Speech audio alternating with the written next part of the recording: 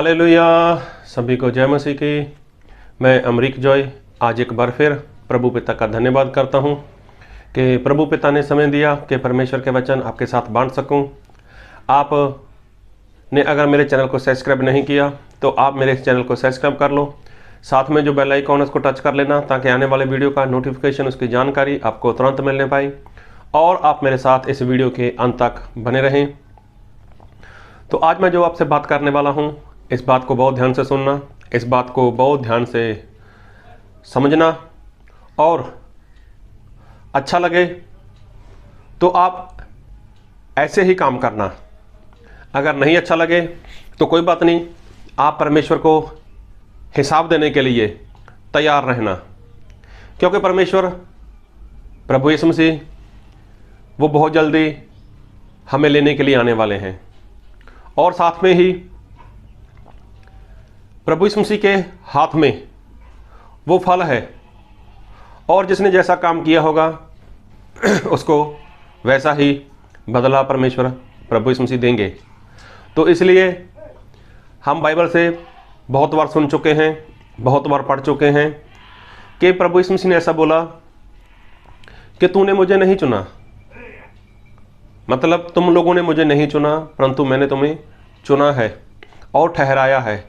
तो देखो, प्रभु यीशु मसीह ने हमारा चुनाव किया, प्रभु यीशु मसीह ने हमें पसंद किया। तो उसका कारण यही है कि प्रभु यीशु मसीह का कोई ना कोई काम है जो आपको, मुझको, हम सभी को मिलकर करना होगा। तो इसलिए तो प्रभु यीशु मसीह कहते हैं कि तूने मुझे नहीं पसंद किया, तूने मेरा चुनाव नहीं किया, लेकिन मैंने तुम्हें चुना है। अगर प्रभु यीशु मसीह ने किसी को चुना है तो उसके पीछे कोई ना कोई कारण है। कारण क्या है? और देखो, प्रभु यीशु मसीह चाहते हैं कि सभी लोगों का उद्धार हो, सभी लोग बचाए जाएं और परमेश्वर के राज्य में आ जाएं। और परमेश्वर प्रभु यीशु मसीह इतने सामर्थी हैं, वो इतने सर्वशक्तिमान हैं। अगर वो स्वर्ग में बैठे बैठे ऐसा सोचें कि पृथ्वी पर जितने भी लोग हैं सभी लोग मुझे अपना उद्धारकर्ता मान लें और सभी लोग अपने घुटने मेरे आगे टेक दें, तो दुनिया में किसी भी इंसान की इतनी ताकत नहीं कि वो ऐसा ना कर सके, क्योंकि प्रभु यीशु मसीह की सोच में इतनी सामर्थ है। और तो और अगर प्रभु यीशु मसीह स्वर्ग से फूंक मार देना कि सभी का हृदय परिवर्तन हो जाए तो ऐसा हो सकता है, लेकिन प्रभु यीशु मसीह ऐसा नहीं करते। तो प्रभु यीशु मसीह ने आप लोगों को पसंद किया, मुझे पसंद किया, हम सभी को चुनाव किया। तो उसका कारण कि प्रभु यीशु मसीह हमसे चाहते हैं कि हम क्या करें, प्रभु यीशु मसीह का काम करें और हमारे द्वारा, हमारी प्रार्थनाओं के द्वारा, हमारी गवाही के द्वारा, हमारे मेल मिलाप के द्वारा सामने वाले के जीवन में वो बदलाव आए। और जो भी शत्रु शैतान ने उसको अपने बंधन में रखा हुआ है तो प्रभु यीशु मसीह उसके बंधन को तोड़ें, आपके द्वारा, मेरे द्वारा और जिन लोगों को प्रभु यीशु मसीह ने पसंद किया है उनके द्वारा। तो देखो, प्रभु यीशु मसीह यही चाहते हैं कि ऐसा हो। और तो और, अरे प्रभु यीशु मसीह ने तो इंसान को चंगा करने का वरदान दिया हुआ है। अगर हम प्रभु यीशु मसीह के वरदानों की बात करें, पवित्र आत्मा के जो वरदान हैं उनकी बात करें, तो वो सारे वरदान तो प्रभु यीशु मसीह ने पवित्र आत्मा से हमको दिए हुए हैं। और वो हैं किसके लिए? वो आपके लिए नहीं है, वो है कि आप उनका इस्तेमाल करो और आपके उन वरदानों से दूसरों के जीवन में काम हो। मान लो आपके जीवन में प्रभु यीशु मसीह ने बहुत बड़ा काम किया, आपके जीवन में गवाही है, तो आपके जीवन की तो गवाही है, आपके जीवन तो शांति आ गई, आपने प्रभु यीशु मसीह को जान लिया। लेकिन जो गवाही है, अब वो गवाही किस लिए? ताकि उस गवाही से दूसरे लोग बच जाएं। आपको वरदान दिया प्रभु यीशु मसीह ने चंगाई का, चंगा करने का, आप तो चंगे हो, आपके परिवार के लोग चंगे हैं, लेकिन अब आप किसी बीमार के लिए प्रार्थना करो, जब उसको चंगाई मिलेगी तो जो पवित्र आत्मा ने आपको वरदान दिया है, जो प्रभु यीशु मसीह ने आपको वरदान दिए हैं, तो जब आप उनका इस्तेमाल करोगे तो आपके द्वारा जिसको चंगाई मिलेगी, जिसको छुटकारा मिलेगा, तो वो क्या करेगा? वो भी तो अपना जीवन प्रभु यीशु मसीह को सौंपेगा, वो भी तो प्रभु यीशु मसीह की पहचान करेगा और प्रभु यीशु मसीह की पहचान में आगे बढ़ेगा। लेकिन आज बहुत से लोगों के जीवन में ये काम दिखाई नहीं दे रहा, नहीं दिखाई दे रहा। लोगों को डर लगता है कि हमसे कैसे होगा काम, हम कैसे गवाही दे सकते हैं, हम ऐसा काम नहीं कर सकते। इतना काफ़ी है कि हम लोग प्रभु यीशु मसीह की आराधना करते हैं, धन्यवाद करते हैं, बाइबल पढ़ते हैं और हम लोग संगति में जाया करते हैं, बस हमारे लिए इतना ही काफ़ी है। लेकिन अगर उनको बोलें आत्मा जीतो, तो वो उनसे नहीं हो रहा। लेकिन मैं एक बात कहना चाहता हूँ, जितने लोग प्रभु यीशु मसीह का काम नहीं कर पा रहे, उनसे मुर्दा इंसान वो अच्छा है। जी हाँ, आपने सही सुन लिया। जो इंसान प्रभु यीशु मसीह का काम नहीं कर रहा, उससे तो जो इंसान मर गया ना, चाहे वो बूढ़ा है, चाहे वो नौजवान है, वो कैसा भी है, वो मरा हुआ इंसान उनसे अच्छा है। जो मसीह में हैं और मसीह में होने के बाद भी अगर वो अपने लिए एक आत्मा तक नहीं जीत सकते, तो मैं फिर कहना चाहूँगा उनके लिए, उनसे अच्छा तो एक मरा हुआ इंसान है। मरा हुआ इंसान जिंदा लोगों से अच्छा है, मरा हुआ इंसान विश्वासी लोगों से अच्छा है, मरा हुआ इंसान अरे सेवक लोगों से अच्छा है। कैसे? जी हाँ, विश्वासी लोगों से मरा हुआ इंसान अच्छा। उसका कारण बताता हूँ। जब कोई इंसान मर जाता है ना, अरे उसको उठाने के लिए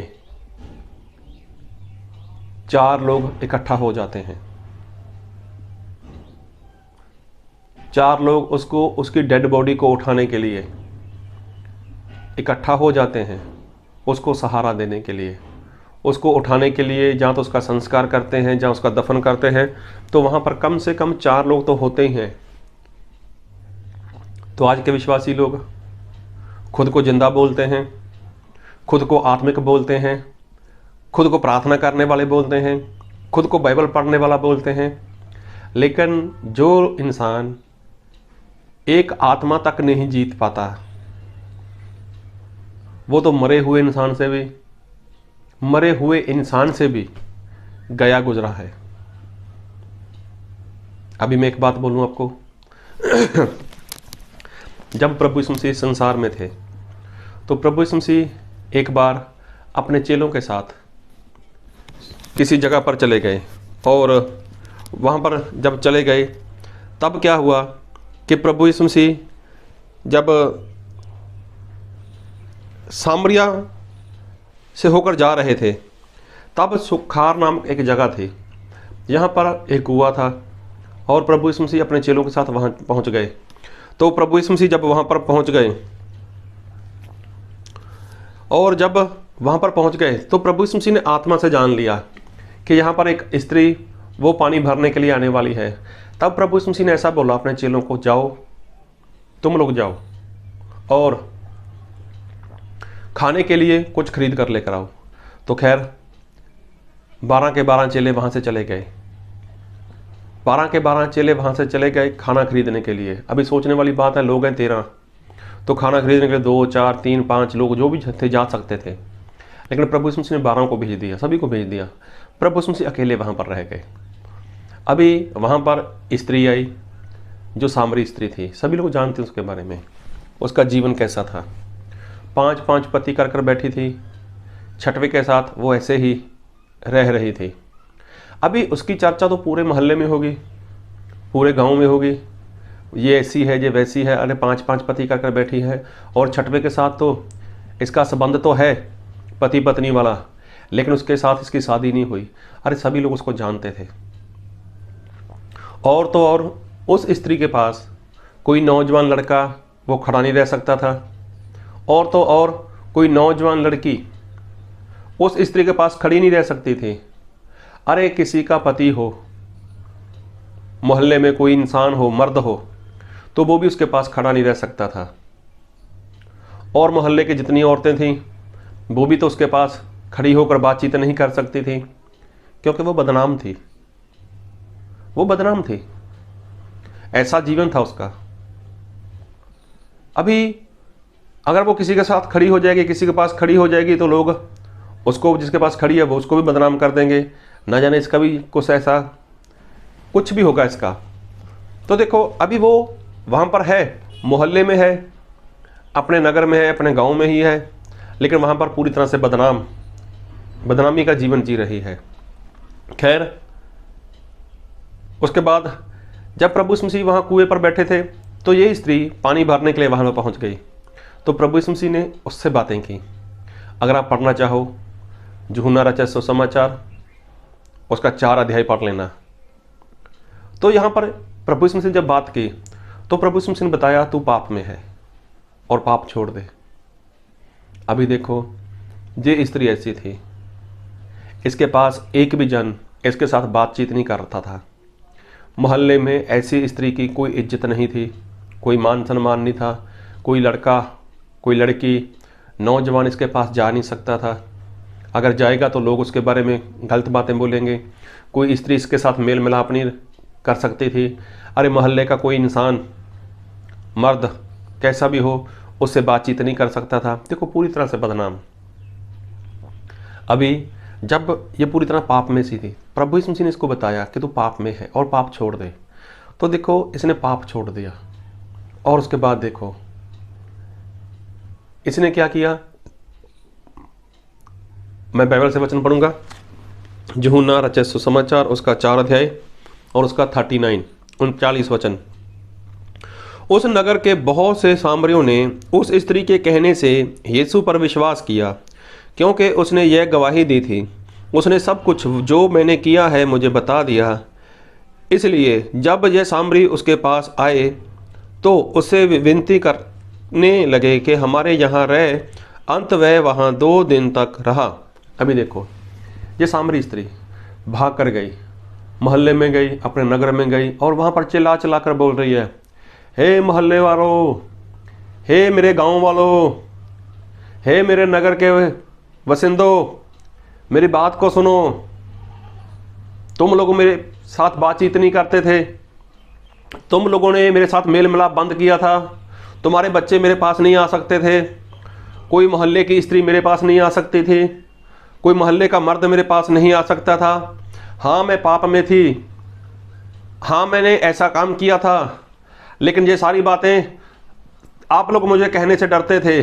लेकिन एक ऐसा इंसान जो मेरे मोहल्ले का नहीं है, मेरे गांव का नहीं है, मेरे शहर का नहीं है, लेकिन वो तो यहूदी है, और उससे मेरी भेंट हो गई, उससे मेरी भेंट हो गई, और उसने मुझे बताया कि मैं पाप में हूँ, मैं कैसा जीवन जी रही हूँ। तो आज मैंने वो सारा पाप छोड़ दिया, क्योंकि उसने मुझे बताया। मैंने सब कुछ छोड़ दिया। आओ चल कर देखो, कहीं ये वही मसीहा तो नहीं जिसका आप बरसों से इंतज़ार कर रहे हो, जिसका बरसों से मैं भी इंतज़ार कर रही थी कि मसीहा आएगा। तो देखो, ये मसीहा वही तो नहीं। तो लोगों ने जब ये गवाही सुनी, अब लिखा है बाइबल में, फिर पढ़ूंगा, यूहन्ना उसका 4 उसका 39। उस नगर के बहुत से सामरियों ने उस स्त्री के कहने से यीशु पर विश्वास किया, क्योंकि उसने यह गवाही दी थी, उसने सब कुछ जो मैंने किया है मुझे बता दिया। देखो, उसने गवाही दी, उसने गवाही दी, और उसकी गवाही से बहुत से सामरी लोग प्रभु यीशु मसीह के पास चल कर आए। उसने गवाही क्या दी थी? मैंने जो जो काम किए मुझे वो बता दिए गए। अब देखो, सामरी लोगों ने उस स्त्री के कहने पर प्रभु यीशु मसीह के ऊपर विश्वास किया, और जब वो प्रभु यीशु मसीह के पास चले गए, तब प्रभु यीशु मसीह के आगे विनती की कि आप हमारे यहाँ पर रुको और हमें परमेश्वर के राज्य के बारे में कुछ बताओ। तो प्रभु यीशु मसीह वहाँ पर रुक भी गए, और प्रभु यीशु मसीह ने उनको परमेश्वर के राज्य के बारे में बताया, और लोगों ने बहुत ज़्यादा प्रभु यीशु मसीह के ऊपर विश्वास किया।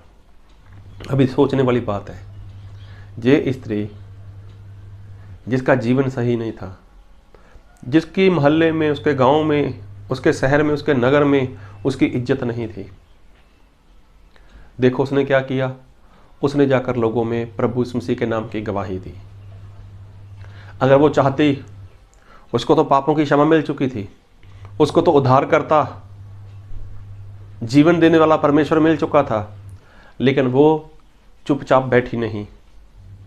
उसने चिल्लाना शुरू कर दिया, लोगों को बताना शुरू कर दिया, अरे मैं बच गई, तुम भी बच जाओ, मेरे जीवन में ये काम हो गया है, तुम्हारे जीवन में ये काम होना चाहिए। तो देखो, ऐसे होते हैं मसीह के लोग, ऐसे होते हैं विश्वासी लोग, जो अपनी एक ही गवाही से लोगों के जीवन में बदलाव लेकर आते हैं। आप तो बरसों से मसीह में हो, आप तो 12 साल से, 15 साल से, 20 साल से, 40 साल से मसीह में हो। आपने कितनी आत्मा जीती? अगर आपने एक भी आत्मा नहीं जीती तो मैं कहना चाहता हूं, आप एक मुर्दे से भी निकम्मे हो।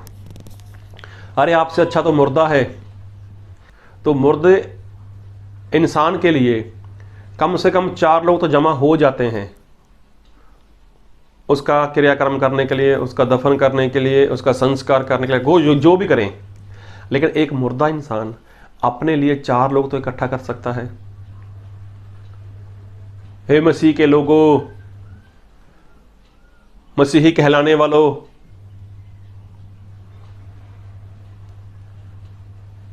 क्या आपने ये काम कर लिया? तो जब प्रभु यीशु मसीह आएंगे, वो तो न्याय करेंगे, उनके हाथ में फल है, तो जिसका जैसा काम उसको वैसा वो फल देंगे। तो जब एक स्त्री जो अपने समाज में, अपने नगर में जिसकी इज्जत नहीं, जब वो अपने आधे मोहल्ले को या आधे से ज्यादा मोहल्ले को प्रभु यीशु मसीह के पास लेकर आ सकती है, और एक ही दिन में ये काम हो गया था, तो आप क्यों नहीं कर पा रहे? मैंने पहले बोला था, बात अच्छी लगे मान लेना, नहीं तो प्रभु इसमें से न्याय करने के लिए तो आने वाले हैं। अभी देखो, एक मुर्दा आज के विश्वासी लोगों से, आज के सेवक लोगों से अच्छा है या नहीं है? एक मुर्दा अपने लिए 4 लोग इकट्ठा कर सकता है ना, तो विश्वासी लोग कम से कम एक आत्मा क्यों नहीं जीत सकते? इसलिए कम से कम, अरे कम से कम एक आत्मा तो जीत लो। 4 आत्मा तो बहुत बड़ी बात हो गई, 4 आत्मा जीतना तो बहुत बड़ी बात हो गई। कम से कम एक आत्मा तो जीत लो। एक आत्मा जीतकर स्वर्ग में तो लेकर जाओ। उसके लिए आपको करना क्या है? कुछ भी तो नहीं करना। अरे सारे काम तो प्रभु यीशु मसीह ने आपके लिए दिए हुए हैं। आपको वरदान दे दिए, चंगाई का वरदान दे दिया, आपको प्रार्थना करने का वरदान दे दिया, आपको गवाही का वरदान दे दिया, और भी ढेर सारे वरदान दे दिए। तो जब तक आप ये काम नहीं करोगे तो सोचो आपसे मुर्दा अच्छा है। आज किसी मोहल्ले में, आज किसी शहर में, आज किसी जगह पर कोई मुर्दा हो ना, कोई मर जाए, तो गांव वाले क्या करते हैं? उसके दफन के लिए, उसके संस्कार के लिए, उसका क्रियाक्रम करने के लिए 4 लोग तो इकट्ठा हो ही जाते हैं। लेकिन मैं इतना जानता हूं कि आप मसीह के लोग हो। आप ये साबित करोगे कि मुर्दा आपसे अच्छा नहीं है, मुर्दे से आप अच्छे हो, और तभी कि जब आप आत्मा जीतोगे। तो प्रभु यीशु यही चाहते हैं कि आत्मा जीतो। मतलब आत्मा जीतना कि जो इंसान है उसको परमेश्वर के राज्य के लिए तैयार करना है। तो प्रभु आपको बहुत की आशीष दे। आमीन।